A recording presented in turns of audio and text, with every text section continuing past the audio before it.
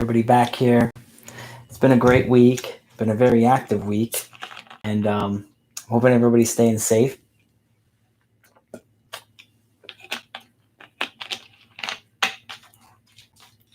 We're gonna give it a couple of minutes for everyone to join, and then we're gonna go in. Good morning. It's actually 9:15 p.m. Eastern time, but we have followers all over the world watching now. Some people stay up to 4 a.m. their time to follow. I appreciate that. Lots of good stuff today. We're going to talk about personal finance. We're going to talk about investing. We're going to talk about opportunities. And today we're going to talk about how I picked up that 4,000 square foot home for $280,000, and the strategy you guys need to focus on to be able to pick up the same type of properties. And I also got good news at the end of our live event today. So I was really, really excited, and can't wait to get started. So how's everybody been?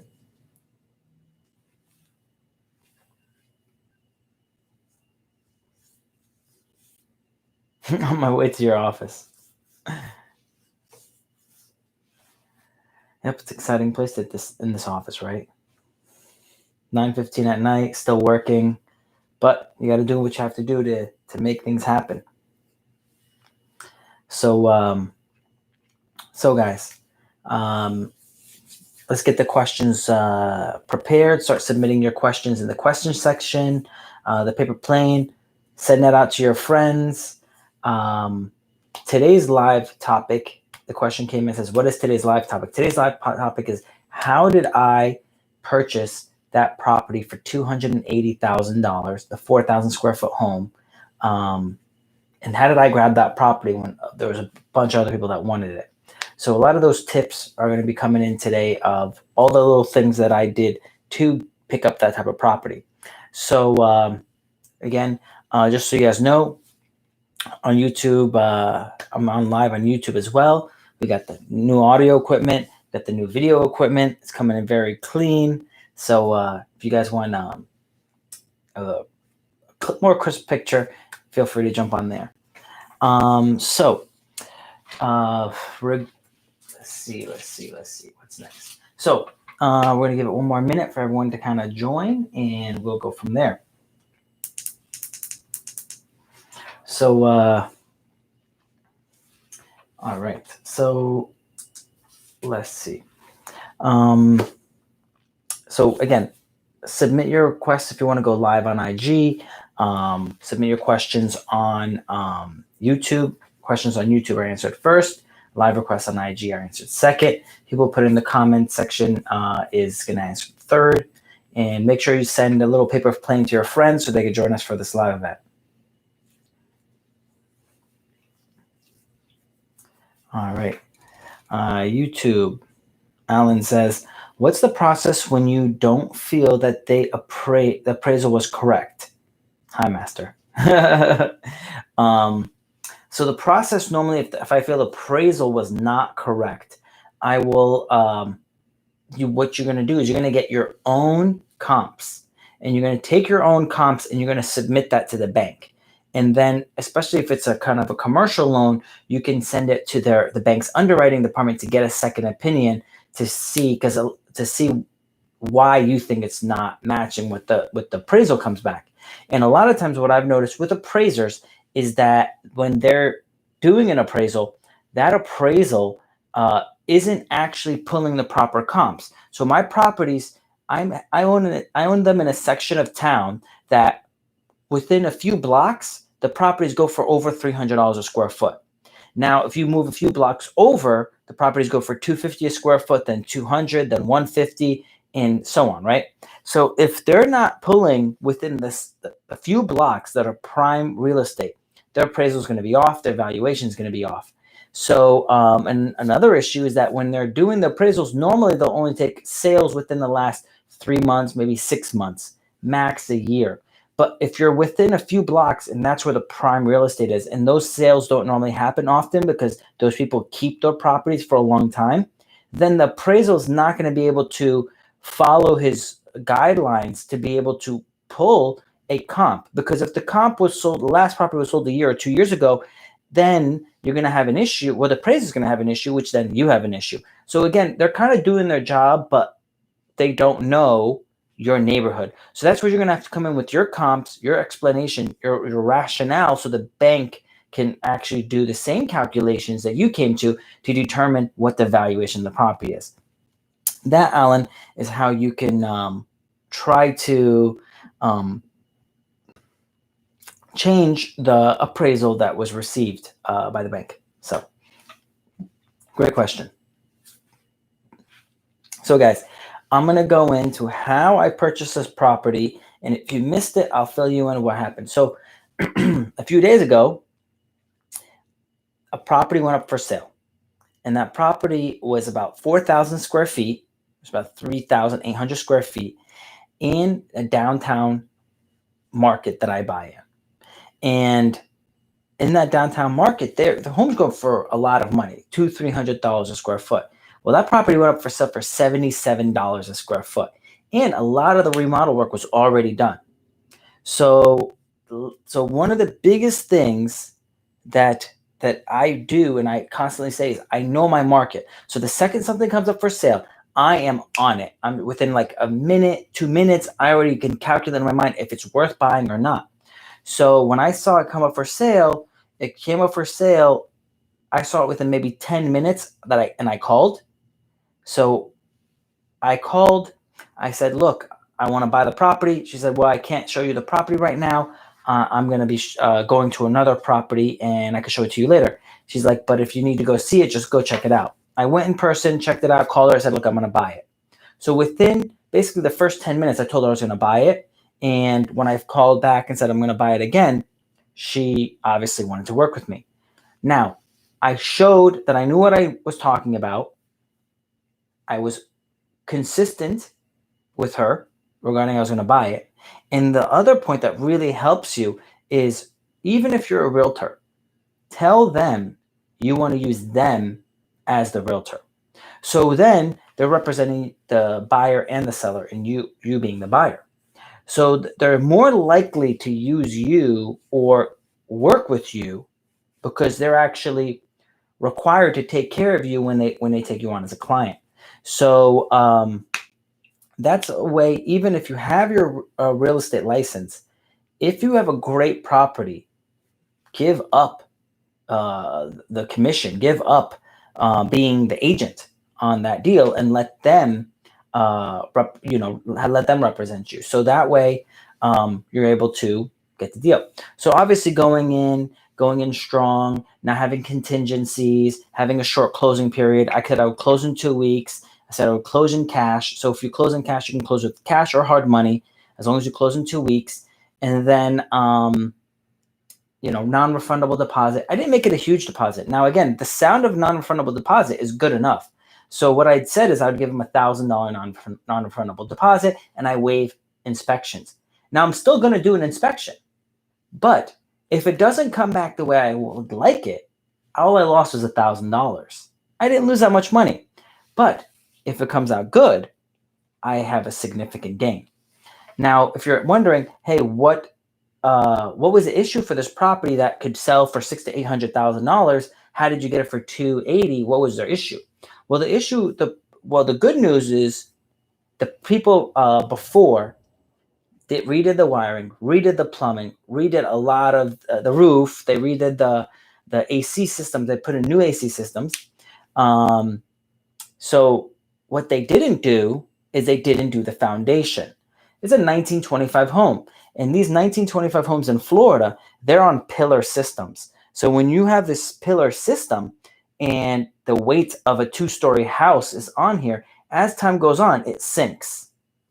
And if you put in all this new product and you redo everything and you add additional weight to the house, you have to basically secure the foundation. So if you don't secure the foundation, the house is going to sink even more. So obviously you're going to start having cracks, the floor is going to be uneven and things like that. So we're going to go in with an engineer. The engineer is going tomorrow, and we're going to be doing an inspection of the property to determine what is exact cost of this repair. So we're estimating it's probably going to be around $35,000 to $60,000 for the repair, and then probably another maybe $40,000 max for remodeling and make the place like nicer in curb appeal and things like that. So from there, another $100,000 into the property, you're in for 380. Even if we sell it for 500, there's enough room for profit there, you know? So that is my logic. And that's obviously how I got the deal, how I moved so quickly. And side note, I think a lot of people in my city are now watching me on Instagram. So when they see me trying to buy a property, they also are going after that property. And that's why I was quiet for like a day and a half until I secured the deal, because I didn't want anyone else to know about it. Because it feels like I'm like, wait, how are so many people are interested in these properties where normally I don't have that much interest or competition. So I was like, you know what? I'm not going to say anything about it until after I lock this deal up. So Alan says, yeah, I know your market. Yeah, well, Alan, you can't have what I want, you know, or if you do, you're going to have to come strong, you know. I know my market. I like what I like, and I normally will pay what I need to get it. So let's go to live. We got some people that have some questions.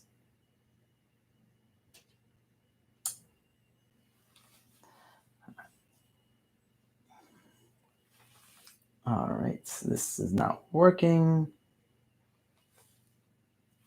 All right, lives are not working. Let's try the questions. Okay. All right, so Juan says, when you purchased your first property, did everything go as smooth as you had planned out? Did you already have a network that was assisting you with the duplex? No, I did not have a network. And no, it did not go smooth. Basically, half of the things that could have gone wrong went wrong. For example, I bought the property and, we had the septic system. So what a septic system is, just so you know, a septic system is you have sewer where when you flush the toilet, the water goes into the sewer system. It goes right in the city, disposes it, right? Goes through the pipes. A septic system, you don't have a sewer system. It goes into basically this huge 1,000-gallon tank, and all the water kind of goes into the grass, and then all of the sewage stays there. And then once a year, a company will come and suck it all out. And that's not abnormal for you to find in Florida. It's not common anymore, but it's not abnormal. So when I purchased that property, that septic system only had about a year life left, and I didn't really know that. And I was really excited about purchasing the property, so I kind of looked past that. So long story short, a year and a half later, that cost $4,000 to replace it. In addition to that, one of the tenants stopped paying rent within 6 months or a year of me purchasing it. So I had to evict them after them not paying rent for 2 or 3 months, because again, I wasn't comfortable with evicting people at that time. Now, if people don't pay rent, I understand, hey, within 3 days, you don't pay the rent. Here's your notice. Because I'm not a non-for-profit. I can't help with those issues. If someone has some of the money, I can work out with them, but if they don't have any of the money to pay rent, then there's not anything I could do, because I have to pay the mortgage, right? Again, when you're starting out, all you guys are gonna have mortgages. You're gonna have expenses and things to deal with. So I waited too long. So, that was an issue. After they moved out, I tiled the place. I did some upgrades. I painted and things like that, upgraded and increased the rent. Then I upgraded the place next door, increased the rent there. And but to answer your question, yes, there's issues that popped up, and I had to execute on them quickly. And that was my biggest mistake, is that one, when I saw a mistake, I didn't execute on it quickly. Right now, if I see a problem, right away I'm going after. Right away I'm trying to resolve that problem before it gets bigger. Because I'm telling you, all of your problems will get bigger, and all of your blessings will also get bigger. So you need to focus on increasing your blessings, increasing the positives, and reducing those negative factors. Now, I also ignored the negative of the issue with the septic system. Don't ignore them. Understand the cost associated and calculate if you want to take on that risk. Otherwise, if you ignore it, you're going to be frustrated later when you have to pay to repair it. Now, Is that an issue? Do issues pop up? Are you going to find a perfect property? No. Everything is going to have issues. Now you have to just calculate, is it something you want to handle? Now you should understand and should be prepared that there's going to be issues when you're buying rental properties, and there are going to be things to be repaired. I mean, even if you buy a brand new, fully functional property, usually within the first year or two, there is some small thing that happens because one of the products they bought breaks, right? I buy the highest quality material, and despite that, I'll end up having something break that shouldn't break for the quality that I purchased. But it happens, we swap it out. It doesn't cost us any money because normally the part is replaced for free, but I still have to pay the labor to replace it. So that's another key to remember, is that always buy the highest quality products, because what's most expensive is the labor. It's not really the product. So especially with faucets, they have cheap $40 faucets at Home Depot that are plastic. Well, that's going to break every single year. You should pay about $100 for your faucet, and that's not going to break for like 15 years. On average, once in a while, something bad's going to happen. But if you buy the $40 one, you're likely for it to break every single year. So that's what I learned from my first rental property. All right, so let's get into these questions. So again, questions that come in on YouTube, I answer first. Next questions that people that request to go live on IG, I answer second. The question mark questions, I answer third, and then I'll go through the DMs. So Joe says, how did I get the money to start? How I got the money to start is I basically saved up all my money working. That's what I did. Now, ambition, can't open the door. I started the live event. I'll see you in 30 minutes. Chris says, I have bad credit and want to start with my real estate. What should I do? So first thing what you got to do is repair your credit, or fix your credit, or increase your credit, right? Because some people don't have bad credit. There are issues that they don't increase your credit. Great news, guys. My class, we finished the write-up for the class. So that's done. The pre-sales for the class happen tonight. So tonight and for the rest of this month, it's a discounted price. And in the class, we talk about credit, and we go into detail of how to fix your credit, how to build your credit, things that you did not know about credit and how it functions. Like, here's a real quick tip on credit. If you pay off your car, if you have a car loan and you pay it off, does your credit go up or does your credit go down? Most people think your credit score will go up when you pay off your car loan. Many times when you pay off your car loan, your credit actually goes down because you now have closed out one of your credit accounts that are actually giving you positive benefits to your credit score, right? So when you closed it out, it disappeared and you don't have it anymore. So there's a lot of things people think are how the credit and financial system work. It doesn't work that way, right? You have to be prepared and you have to understand how the system works so you can win. So in the class, it talks about credit, it talks about tax returns, it talks about savings, it talks about investing, and it talks about mentality and the psychology of a successful investor. All of those things. So that's going live tonight. The discount is awesome. I made it very, very affordable for everybody.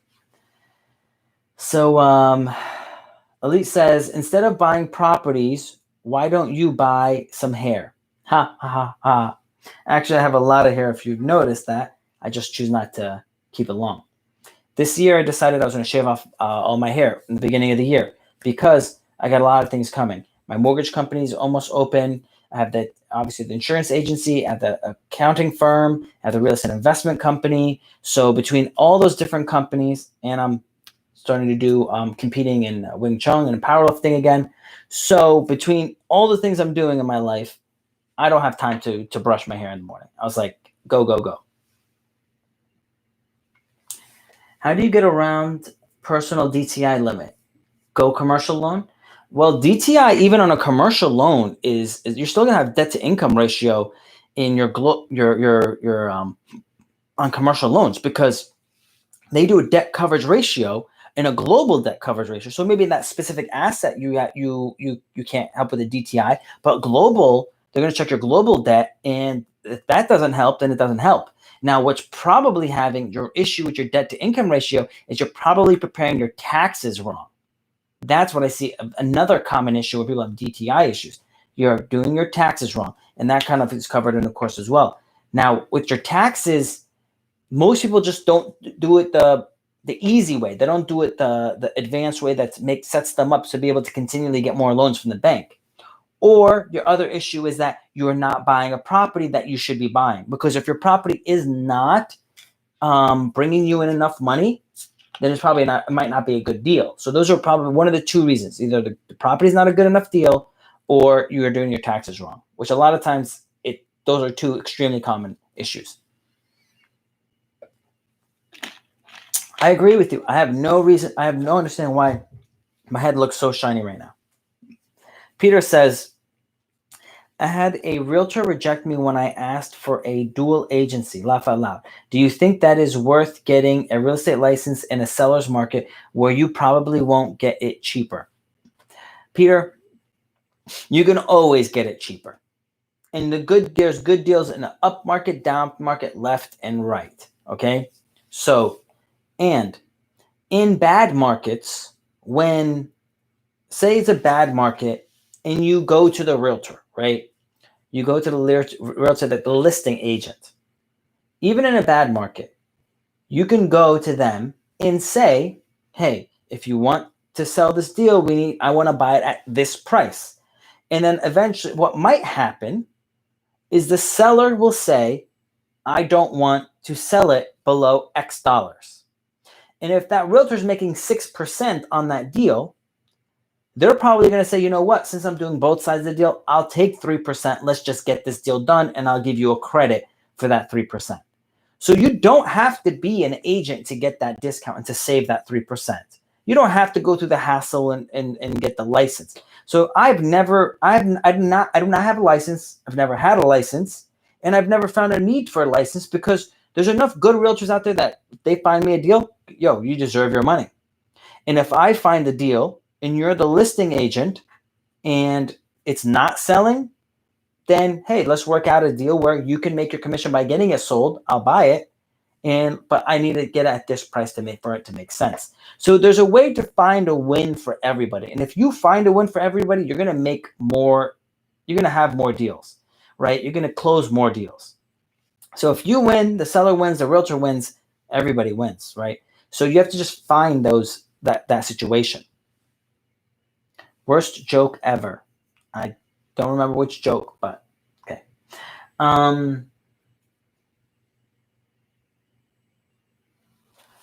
But actually, how do you recommend looking for the first property for homeowners living? I literally find most of my deals on Zillow and on realtor.com. So it's not anything, it's not like, I don't find that many off-market deals. Do I find them sometimes? Yes. But do I find them often? No, I don't find them often. And I still get good deals even though they're on Zillow and Realtor. I just make sure I'm the first one there.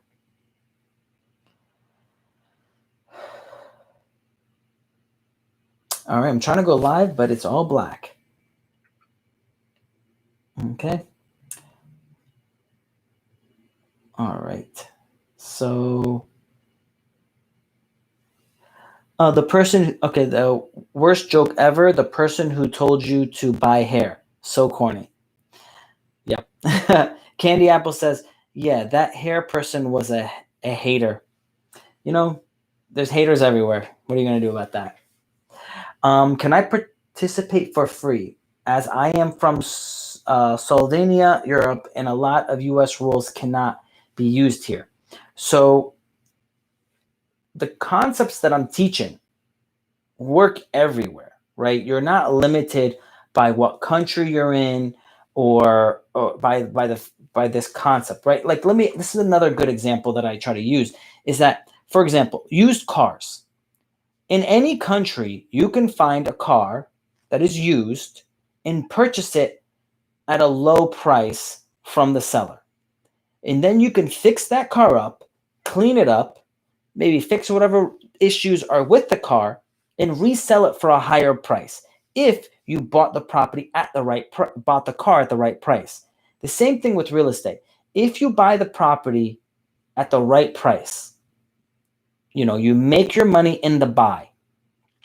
Then you repair the property and you make it nicer, clean it up, fix the issues, make it in such a way that you make it a finished product, because most people do not want to do the work.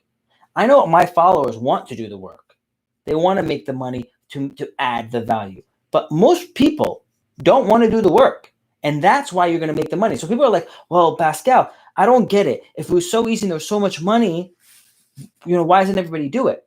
The issue is most people don't believe it can be done, or are too afraid for it to be, or too afraid to make it happen, or they don't have the money to make it happen, right? Because if you need, for example, in this my most recent project, $280,000 purchase price, $100,000 renovation.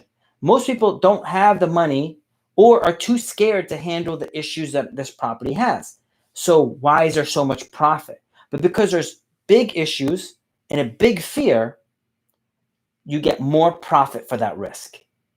So I resolved the big issue, foundation. So it's basically you get paid for the risk you take on.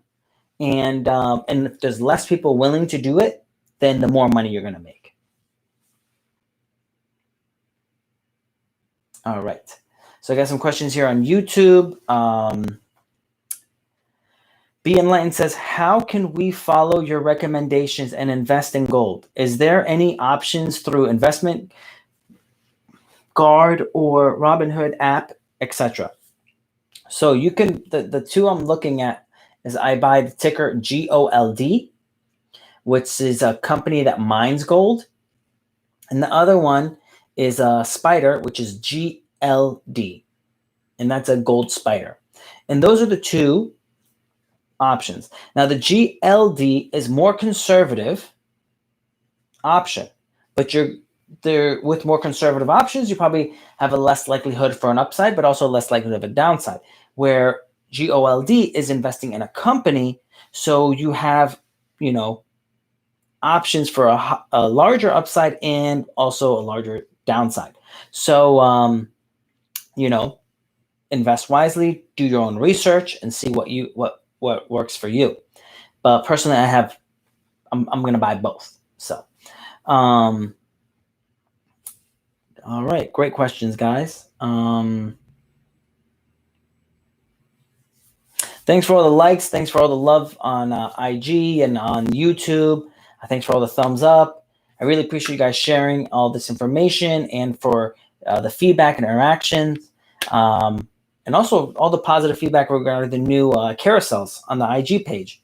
It's a lot of work to get them prepared, but it's providing value and it's teaching, so I'm happy I can help. So Santiago says, how do you get the money for the first house? Is a bank a good option? So Santiago, let's start from the beginning. I teach, my style is you buy the property with a loan from the bank. Now, a lot of people in America and in different countries think they need to pay cash for the property.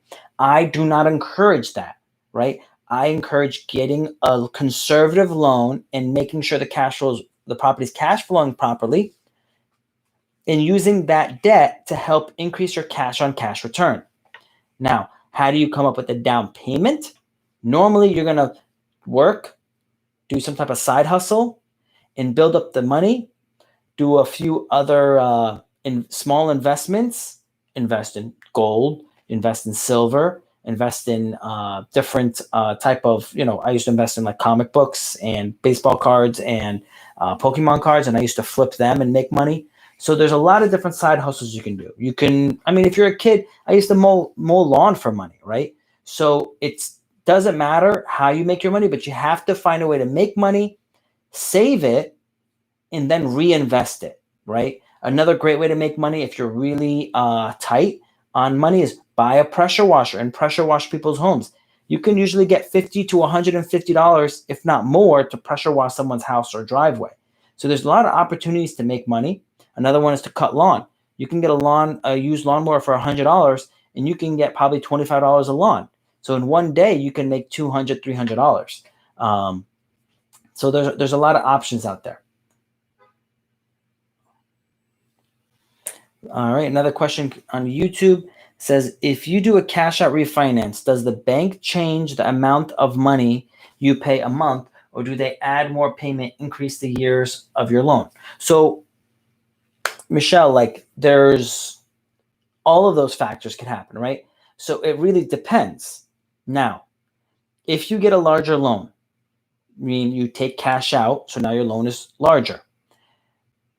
If you spread the loan back again over 30 years, your payment could not go up at all. And your payment could be the same amount, and you took the cash in your hand. Some people don't like that idea, but I don't think there's a problem with that, because it doesn't matter what you owe in 30 years. The dollar is going to keep getting devaluated, so it's not going to be much money. As long as you take that cash and invest it in more assets, those assets should increase faster than the amount that you're paying on your debt. So you're going to make the difference in that spread. It's a great opportunity to make money. And that's how I was able to scale so fast. Because again, I wasn't making much money doing the things I was doing. I was only making $8 to $12 an hour when I bought my first property, right? So it wasn't like I made a bunch of money or someone gave me money, right? My parents didn't give me any money. I wasn't born rich, right? I was actually born poor. So I just made sure to save money everywhere I could. B in line says, your IG posts are so valuable. I screenshot them and save them for future references. Love them. Thank you. You're welcome. Yeah, there's a little bookmark. You can bookmark them and save them for later. And actually, when you do that, IG rewards me and it shows it to more people. So definitely do that. Share, like, comment, subscribe. I appreciate that. You know, YouTube and IG shares my page more when you do that. So I appreciate that. Bascaloso. That's funny.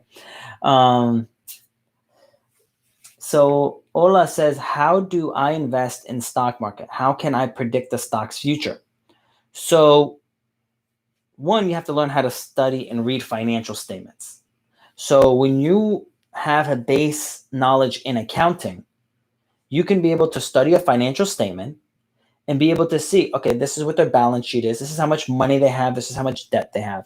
This is how much money is coming in. This is how much money is going out.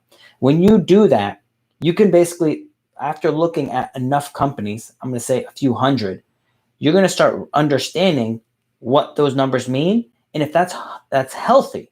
And if it's healthy, then you know that the company should continue to do well over time. You cannot predict if it's going to go up tomorrow, but you can predict, like Warren Buffett, that it's going to go up and do well over time. So that is what's important. Most people want to get rich overnight. To be honest, you're not going to get rich overnight. And if you do somehow find a way to get rich overnight, that same thing can help you lose money overnight. So you have to find multiple ways to make money. Some ways to make them short-term and some ways to make them long-term and more conservative. So if you balance the two, you'll be able to have a great balanced plan where you're not going to all of a sudden lose all your money. Like right now, a lot of people who did wholesaling, the last 2 months, they got killed. They got killed because no one was, like, people were trying to sell their home, right? They were getting deals, but not many people were buying home because they didn't know what was going to happen to the market. So those wholesalers, yeah, they were bringing in a lot of money, but at a lot of time they had a lot of expense. So they still had that expense when the market tanked, and they still had to pay that expense even though they weren't bringing in any money. So they're actually losing money. So it's any business plan alone is not any business plan specifically alone isn't perfect, right? You have to be prepared for the ups and the downs, and you have to be prepared for your next moves, right? So you need to stay focused, and you need to have multiple ways of bringing money. Have your job, have your side hustle, start studying and investing in real estate. You need to do all of those things, because if one thing goes bad, you have backups. All right. Ambition says, this is a really good video. Thanks. Thank you. All right. How do I find a real estate broker? So one, you're just going to go and research. You can go to realtor.com and check who has a high rating. You can go also and go to local events and meet people, because a lot of times when you work with a realtor, it's personality.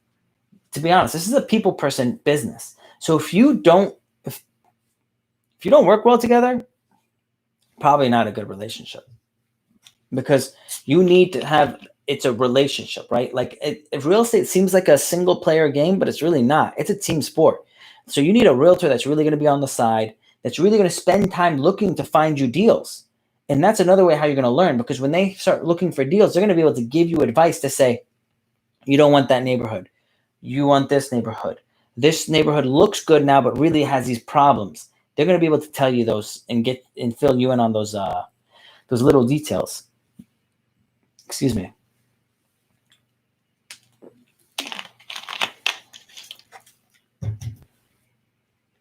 Another question on IG. What's your main source to learn all of this material? So the main source for me to learn all this material, I read books. There's 5 books that I always advise people to read. There is I had a number of mentors. What I would do is I'd go work for them for free, and along the way I would pick up things. I was watching them do certain things, and I was like, well, why did you do this? Why did you do that? How come you're buying this material, not that material? You find out along the way what's good and what's bad, and I had to actually go in person and meet with these people, because back in the day, you didn't have YouTube, you didn't have Instagram, you didn't have like 10 years ago, right? Like it wasn't like that. You had to actually go and know somebody to learn this stuff. Now you guys can go watch my IG videos and my YouTube videos and read my carousels, and you're gonna like learn almost the stuff that I learned, right? So it was different. I had to do a different level of service. Now all you got to do is like the post, comment, share with friends, and it's like, all right, thank you, I appreciate it, thank you very much. It's not like before where you actually had to work. I was working for hours or weeks to do stuff for people in exchange for the knowledge I was learning from them. All right. Omar wants to go live. Let's see. Omar, it says unable to join. So I know you keep requesting to go live, but for some reason it's not working. All right. So how can I create sales plans to build new client connections? Now, what do you mean by that? Like, what type of clients are you looking to build? Brett says, in Canada, what is the fastest way to purchase properties, being that the refinance without fees is minimum 3 years? I'm in a deal right now, Brett, and I have to refinance with fees, but the refinance is so much money that it's worth paying the fees. So, and also I'm going to say better, I'm going to get a better interest rate too. So you have to make sure that you're buying properties and adding enough value that the fees don't matter, right? Because if you're paying 2 to 3% and you built 20%, it's not going to make much of a difference. Now, again, you might want to wait.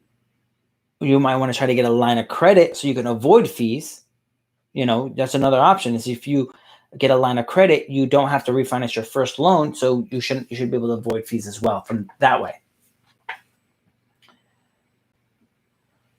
What things did you show to the bank when you applied for the loan on your first property? Well, so when someone applies for a loan, they're going to pull your credit.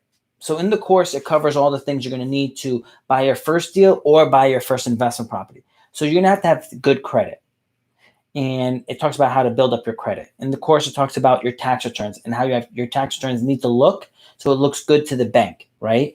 There's a lot of ways people prepare your tax returns to save money on taxes, but they do it the simple way, which actually hurts them for future loans. There's a way where you can prepare your tax returns to save money on taxes and to be able to still continue to get more loans.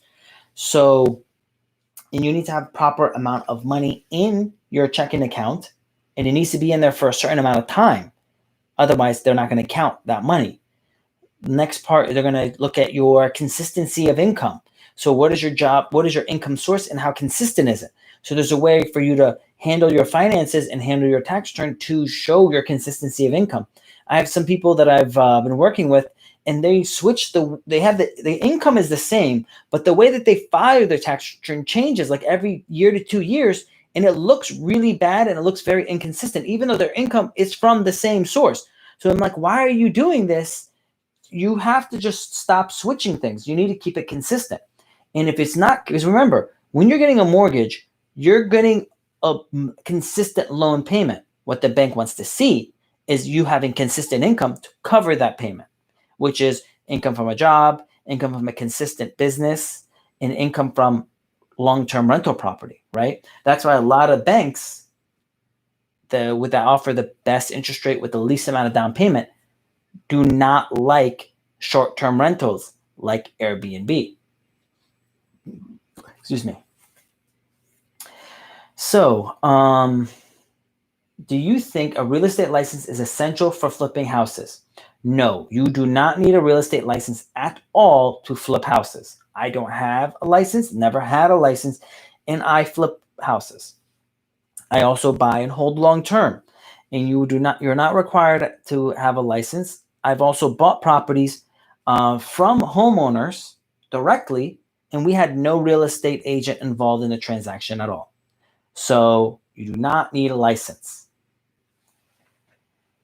So the question comes to, when do you need a license? You only need a license if you're going to be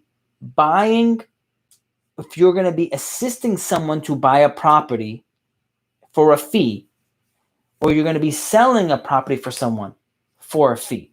So if you're going to collect money and you buy or sell a property for someone else for money, then you have to have a license.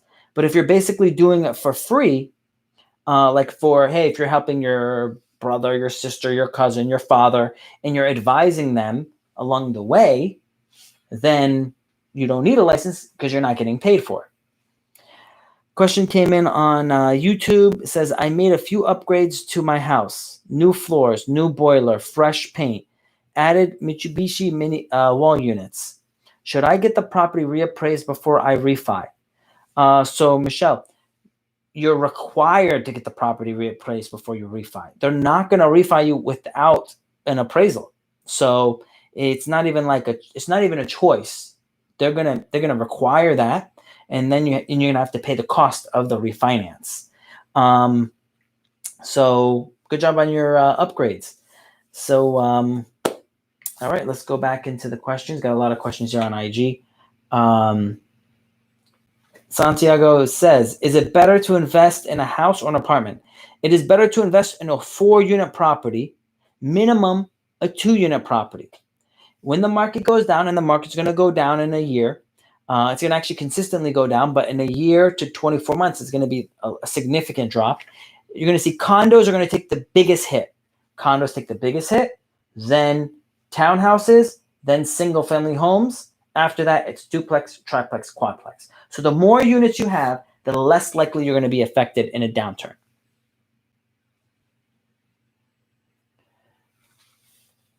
Gary says, what is the best study for going into a house flipping career?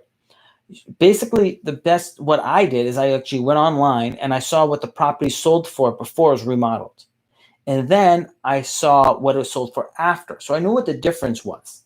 And then I saw what were the things that they upgraded.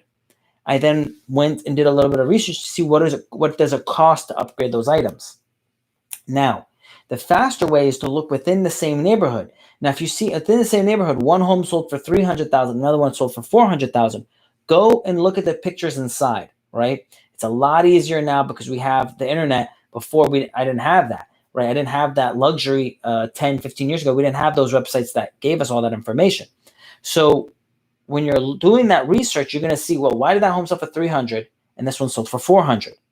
You'll then start, after you go through about 100 homes, you'll start getting an idea of what the value of a home is with certain finishes in a neighborhood. And that's why it's the most important thing is for you to study your market.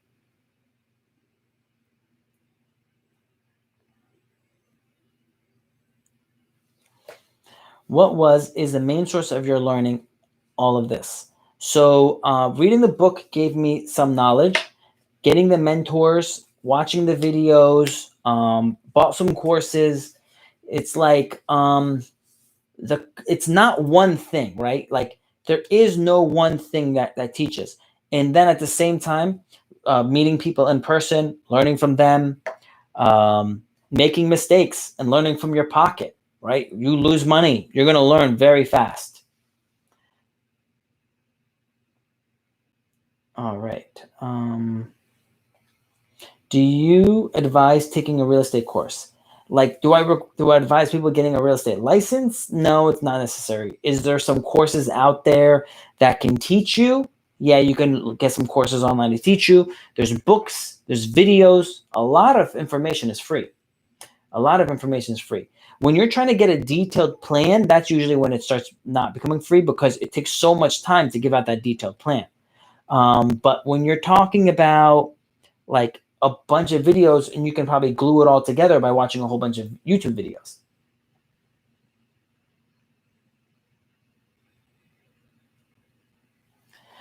So Rockstar Skinny says, is it important to get an FHA loan? It's not important to get an FHA loan, but it's a good thing that you can get one. And it's an opportunity to be able to get into housing with less money down. Michelle says, I made a few. Okay. Says, okay, got it. Thank you. Michelle says, what are the requirements to turn an old beat up motel into an apartment? Is it difficult? Actually, well, it depends on your city, right? Like for us down here, it's not that difficult because we just give up the motel license, right? It's harder to get a motel license than to get an apartment license because you actually most of the time don't even need a license, right? So it's more work to have a motel. It's less work to have an apartment. So one of the things I'm looking at with Michelle is I'm actually looking at some older hotels, motels that have a style similar to an apartment complex, and for me to buy them and to remodel them into small apartments, right? Studio size apartments. I think because that's going to be beneficial. Low income or moderate income housing in good areas. So there's some nice motels I'm looking in decent areas that I think are going to do very well because average one bedroom runs for like $1,000 or $1,200. So if I'm offering these units at like 800-900, I think I'm going to do very well. So I'm on the same. I have the same idea as you with converting motels to apartments. All right, a lot of questions.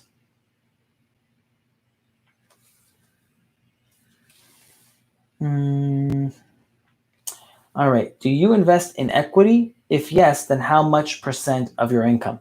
So usually you have to invest with some equity, right? It is, and if it's not your equity, it is someone else's money that you're going to be putting down with you, and then you're going to get a loan. So normally I put down about 20% on a deal.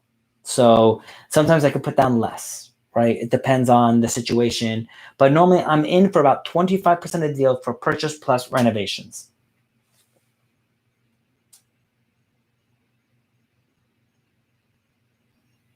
Okay. Kevo says, Pascal, you're the freaking man. Thank you. Don't know what I did, but thank you.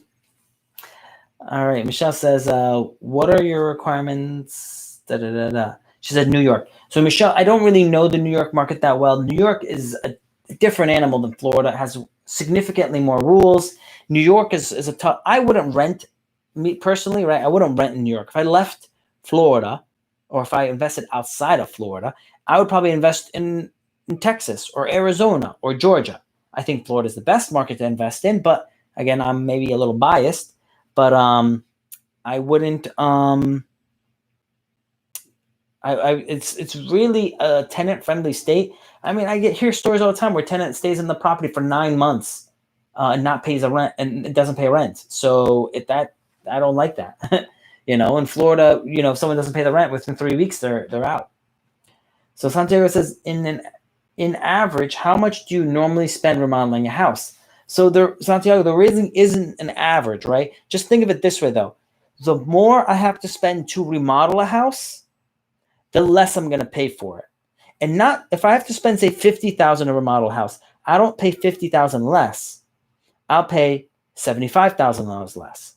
If I have to spend $100,000 to remodel a house, I will pay $150,000 less. So what I do is for the more money I have to spend on a remodel, I add a higher percentage of profit for myself for doing that work, right? You're not going to remodel for fun. Now, do you enjoy what you do? Yes, you should enjoy what you do. But if you're going to spend the money to remodel, you need to be paid and compensated for that. If the project is going to take 3 months to do, you need to get paid more money than a 1 month project. If it's going to take 6 months to do, you need to make almost double the profit because there's time value of money. So if your money is tied up in a project, you need to make more money the longer it's tied up. My latest project in Safety Harbor, it's taken me almost a year to complete all 16 units. Well, because of that, that's why I've made over $1 million in that project. Because it took me a year to do it. I tied up capital in this project for that long. So the longer it takes, the more money you need to make. Michelle says, yeah, it's a bit scary. She's referring to how in New York, someone can live in a property for 9 months and without paying rent.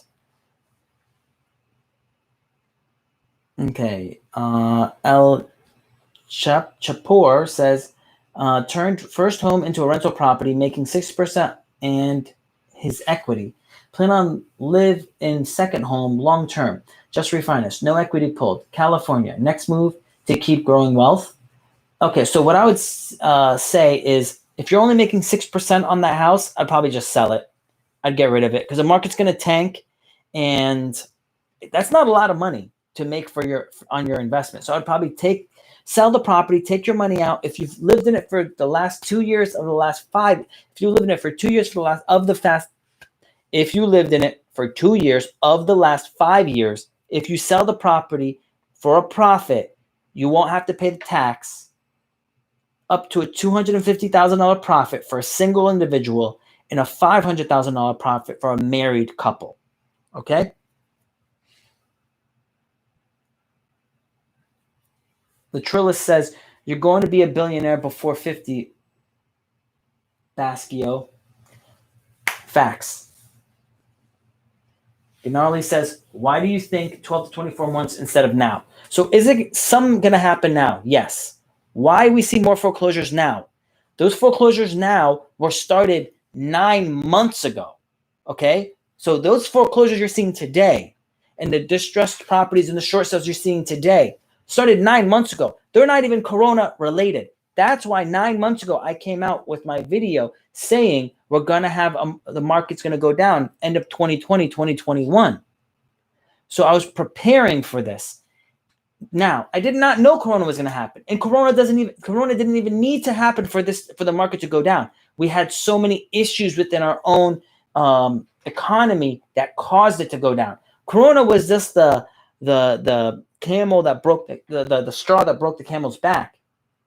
But it wasn't a straw. It was like freaking anvil, right?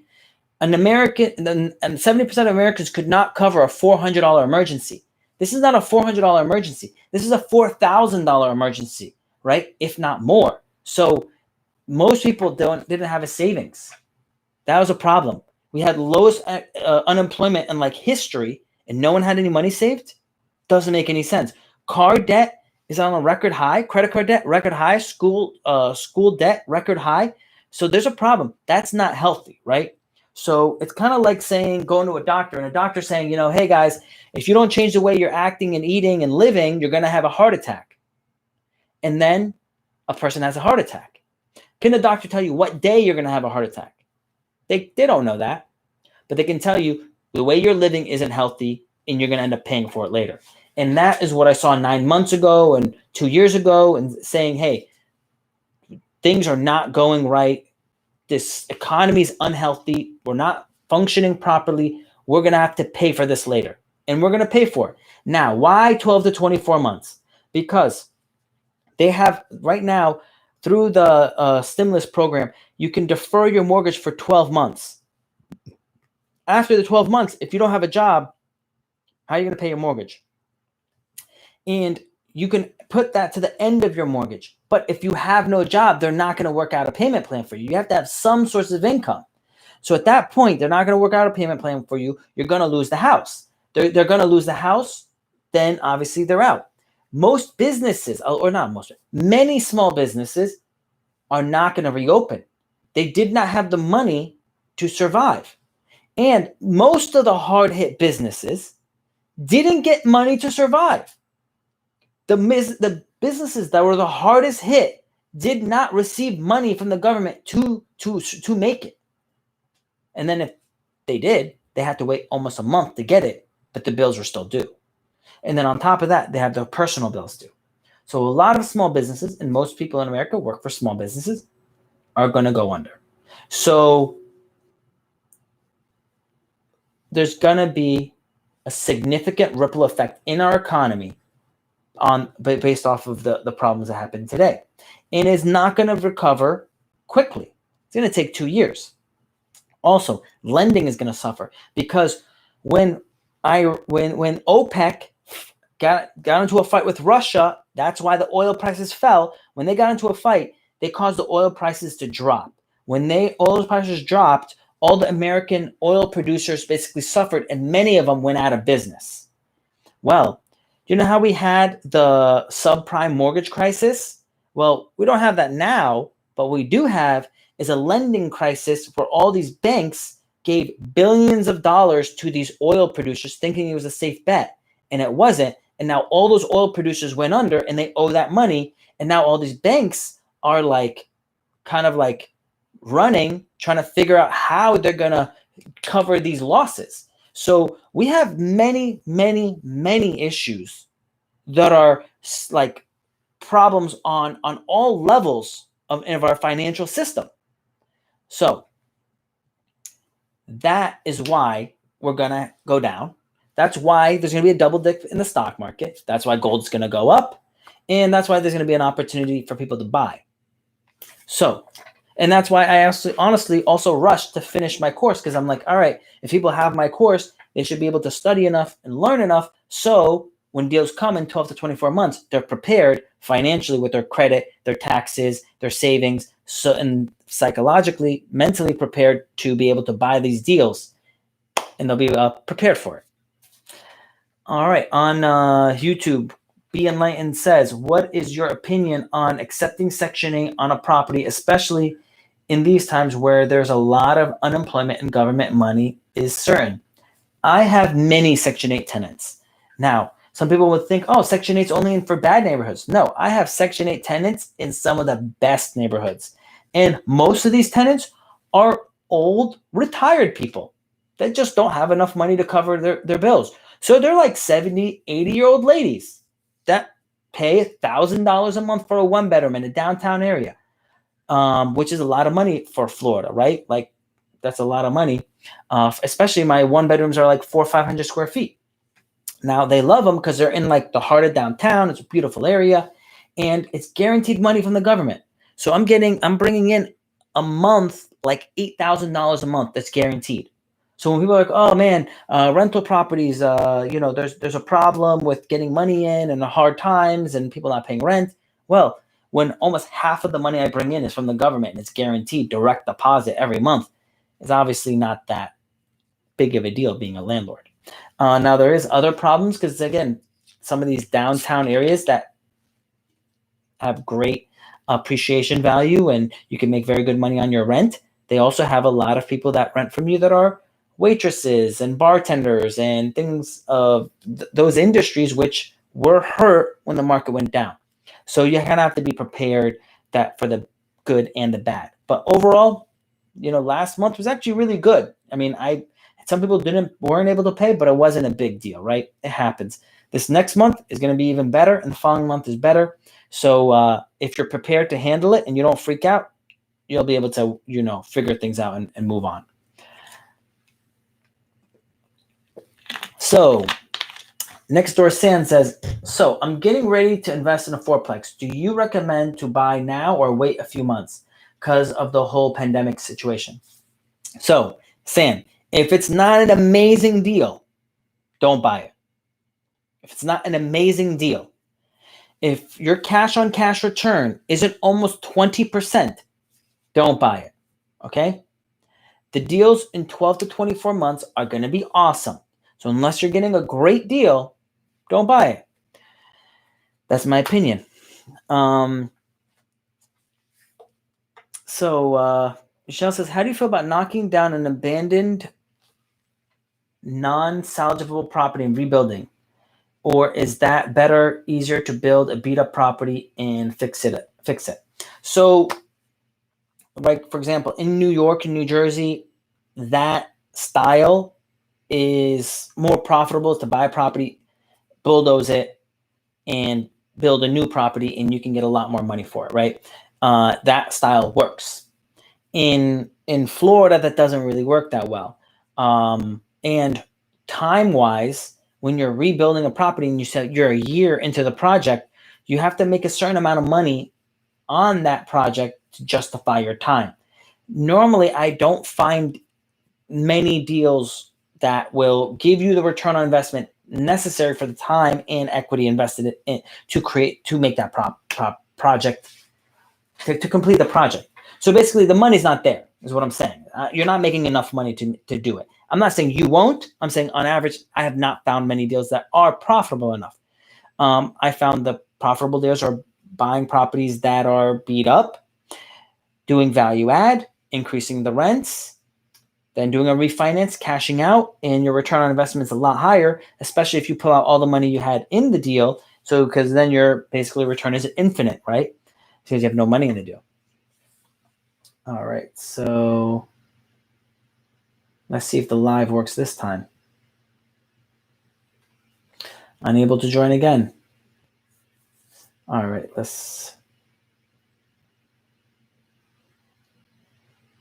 All right, so Gnarly says again, why do you think 12 to 24 months instead of now? Because in 12 to 24 months, a lot of people who are now behind on their mortgages are not going to have any more extensions, and they're going to go into starting to go in foreclosure, and then they're going to end up being foreclosed on short sale probably by 24 months. Right now, not many people are listing their homes for sale yet because they're waiting. And then what's going to end up happening is a whole bunch of people are going to list their home for sale because they want to get out now. And there's going to be a significant amount of supply on the market, which is going to cause it to go down. Then the new home builders are going to start listing their homes for cheaper. People who just bought a new home are going to list it for sale. Then all the foreclosures are going to hit. The short sales are going to hit. Everything is going to hit. And there's going to be a lot of supply, not enough buyers, not enough demand. So that's why. It says, Adam says, where can I buy your course? Link in the bio on my IG page is to my course. So there's a link in the bio there. It's on sale right now. Normally people like reviewing my course. They said it should be like $3,000. I'm only making it $297. I made it super affordable so anyone can really afford it. Again, it goes in depth about credit, tax returns, personal finance, cash, everything. So I made it as affordable as I could, and it took me 6 months to do this. So yeah. What is your opinion on Indian real estate market? So India, from what I understand, is going through a very, very significant inflation. So like the properties are going up very fast in value, and their interest rate's super high. So a lot of people in India will say, oh man, but the interest is so high. It's not interest that you need to focus on only, it's how fast your properties appreciate. Do I think that Indian market's also going to drop hard in 12 to 24 months? Yes, I do. But just remember, in America in 1980, interest rates for a home mortgage was 15% to 18%. That is a home mortgage. So it didn't matter. It was still good to buy real estate back in the 80s. But it mattered what you bought, and it mattered, did you buy in an area that's adding value, that these are good jobs and so on, because those homes that you can get in the 80s for like $30,000, $40,000 now go for $200,000 to $400,000. and you could have refinanced the mortgage every 5 to 10 years to a lower rate. So you would have increased your value and lowered your payment along the way, right? So again, back when I started, I had loans that were regular Fannie Mae, Freddie Mac loans at 8%. Now, 8% today, you'll be like, wow, that's a lot of money. 8% 10, 15 years ago was not a lot of money for a rental property mortgage. And you still made money at 8%. So remember, do not fall into the interest rate, man, interests are too high. Don't fall into that trap. Is it a profitable deal? That's what matters. So, Michelle says, how can we invest with you? So I do have like a list of people that want to invest with me. Basically, they'll just DM me and let me know. And once good deals come up, I will let people know that it's there. And normally within an hour, the deal gets funded. So, but the good news is in the next 12 to 24 months, there's going to be a lot of deals. And I think there's going to be so many good deals that there's not going to be even enough money to buy all the deals that are coming. So be patient, save your money, keep in touch, DM me, let me know. And we will just keep in touch, and then I'll let you know if an opportunity comes up, or not if, when an opportunity comes up for you to have an opportunity to buy in the deals. Be Enlightened says, oh man, you accidentally skipped my question. Oh, let me check your question. On your properties that you accept Section 8, do you require a minimum credit score to try to get better Section 8 tenants, if that makes sense? So Section 8 tenants normally don't have good credit. Normally do not have the finances in order. A lot of them have medical bills, or their kids have medical issues and medical bills that have hurt their credit significantly. So credit is not really what you want to focus on. You want to kind of interview the person, and you kind of like can see, do they have their life in order? Are they going to keep your place clean? Like basically one of the ways, a really simple way to do it is look at the person's car. If their car is clean, it doesn't matter if it's new or old. The age of the car isn't what matters. But if their car is clean, then normally it's going to say they're going to keep your house clean. But if their car isn't clean, if their clothes aren't clean, it doesn't matter about new clothes or old clothes. It matters the condition. Do they take care of their stuff, right? And if it's yes, if it looks like yes, then they're going to probably take care of your house. If it looks like no, then they're probably not going to take care of your house. So credit score is really not a factor. Remember, a lot of people don't own properties because they don't have good credit and they don't understand the credit game. So you can't, like, credit's not going to be a factor. Another important point. If someone had good credit and everything perfect, they're probably going to be, normally they're going to be in some type of larger apartment complex with all the bells and whistles. The properties we own are not going to have all those bells and whistles. It's going to be nice. They're going to have some benefits that those other ones don't have, like more privacy and such. But you're not going to always have the opportunity to get that perfect tenant. So you can't look for the perfect tenant. You just have to look for the right tenant. And you're going to understand what I mean after doing it long enough. I probably have to come up with a class regarding how to find the right tenant, or what does a right tenant look like, and stuff like that. But again, it took me 6 months to make this class, so that's going to be a while. Hugo says, I have good credit score, consistent income, but not 2 years of tax returns. Will that affect when I apply for a loan? Yes, it will affect you when you apply for a loan, but you can have an accountant create a pro forma statement, and sometimes that pro forma statement and P&L statement for the current year can supplement with your tax return for you to get a loan. So it depends. You'll have to have someone review your taxes, review your credit, review all the information to see what is likely to happen when you go to apply for a loan.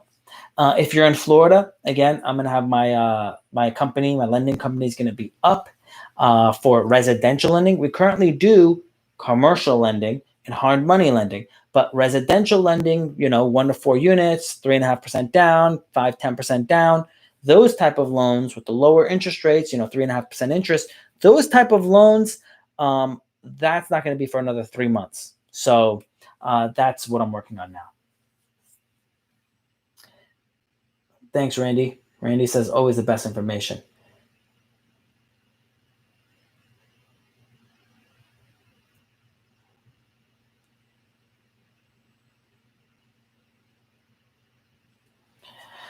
So Crystal says, should I start with a single or multifamily home? As you know, my answer is going to be try to get a fourplex, at minimum a duplex. So there's fourplex, then three, then two, then one, townhouse, condo. But you don't want to get a single family home, townhouse, or a condo because you don't make much money. Most of the time, people lose money on those deals. Hawaii should have a huge dip in pricing when the market tanks. I think there's going to be a significant price drop in Hawaii. So be prepared to buy things. Can you invest from 401k to different stocks and how? What? Can you invest from the 401k to different stocks? How? So I don't know what you mean because in the 401k you can invest in stocks. So I'm not sure exactly what you mean by that.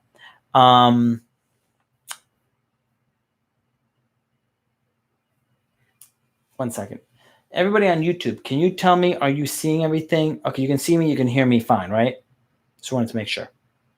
Okay, so now,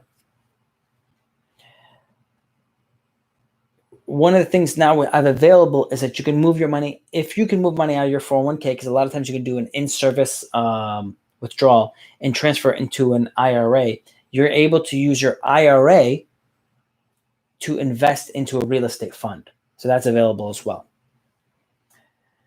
D-Rod, what's up? That's David. I haven't seen David in 10, 15 years. How you doing, David? Says, hey, Pascal, I miss you, fam. I knew you would become a smart young man growing up. Bless you. Bless you too, David.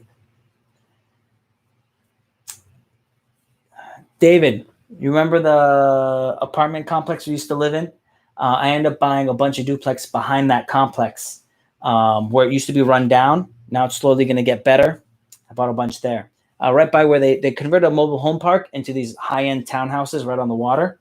I bought in that neighborhood next door. So that was a good deal. I doubled my money. What do you think about Airbnb in New Jersey? Airbnb can work in any state. You just have to make sure that you're located in the right neighborhood inside of the state. So like if you have an Airbnb in New Jersey and you're targeting business travelers, but you're not in the area of New Jersey where you have good transit, then that might be a problem. You have to be considerate about the end user. You have to be located where the people want to be. Now, don't think if you build it, they're going to come. Airbnb is different. You have to build it where they want to come, not you're going to build it somewhere where they don't want to go, right? You have to be conscious of that. So, all right.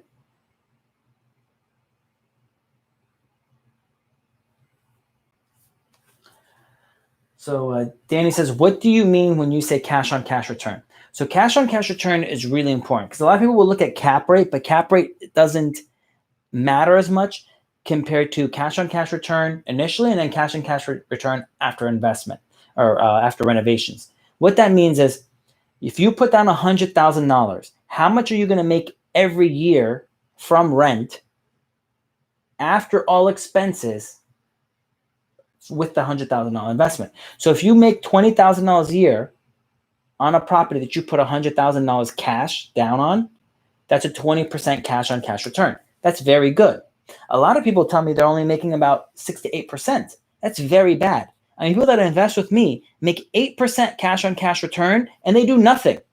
So if you're only making 8% after you're property managing, fixing it yourself, doing all the work yourself, that's not really a lot of money. You'd probably be better off for you to go and work extra hours at your job and make money that way. So it's really important to focus on your cash and cash return and your IRR, internal rate of return. Basically, how much money are you going to make on the project after you sell it in 5 years? That's really important. Otherwise, because that would normally tell you if you're buying a good deal or not, right? You have to know if you're buying a good deal. Remember when I showed you guys this? I'm going to turn this around.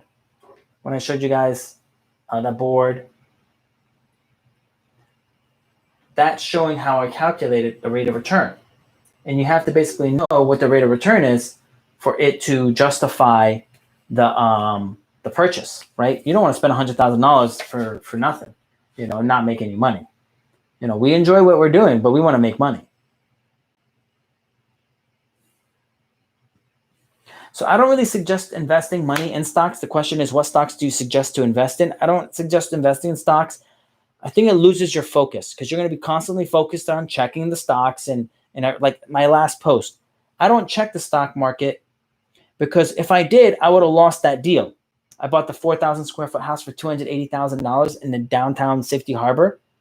I would have lost that deal. I'm focusing on my market and studying. Yeah, maybe you would have made a little bit of money here and there in the stock market.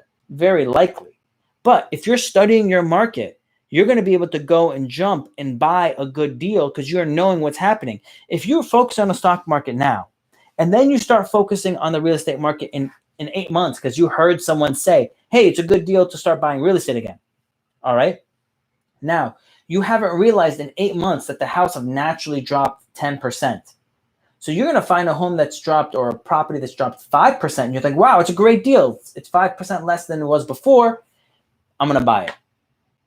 And you didn't realize that actually standard was a 10% drop. So you actually didn't get a good deal. So you need to be conscious of what you're going to do. Now, what do I buy? I do buy gold stocks. I do buy GLD Spider. But that's because I want some protection from the market going down, and I can make some money along the way while I wait to find more real estate deals. But again, as always, don't invest anything you're not willing to lose because nothing is guaranteed. So Abe says, starting a restaurant business, should I buy or rent the place? I think that if you wait 12 to 24 months, again, everything is in that zone, you're going to find a lot of restaurants, buildings with all the equipment that you need for sale for a very cheap price. Many restaurants are going to go out of business. They couldn't handle what happened in the market. They couldn't handle the cash, not receiving the cash every week to cover their bills. And a lot of restaurants are going out of business. So that's a great opportunity for you. I have heard of Ethereum, but I do not invest in cryptocurrency. So do I think cryptocurrency does have a future? I do believe blockchain does have a future. I just don't know which one is going to be the winner. So Omar's been asking to go live this whole night, and I keep on trying to accept him, and a bunch of other people have been trying to go live, but for some reason it's not working. Sorry, guys. And now we're about an hour and 20 minutes into this live event. So what rental yields do I look to consider it's a good deal? I normally look at 16% minimum cash on cash return. And normally I try to go for 20 to 25% cash on cash return.